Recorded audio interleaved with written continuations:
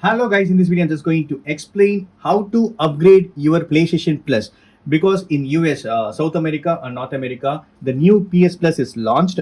Check your PS5 console and if you're not updated your software, just update it. And then right, you can see these upgrade options. So in this PS Plus, right, I'm going to tap on this upgrade. So the first month for premium is $17. If it is extra, 15, and if it is essential, $10 per month. If you want to take the basic subscriptions, you can take it. So I'm going to show that. So tapping it.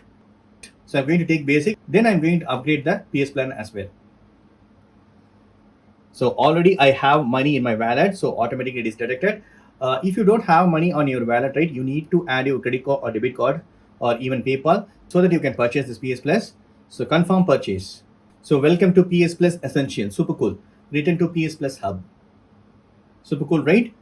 That's it, friends. This is the way you can subscribe new PS Plus in your PS5 console. That's it. Hope this video is very much helpful. Thank you so much for watching. Please put a comments and feedbacks and media forms. Thank you. Bye and take care.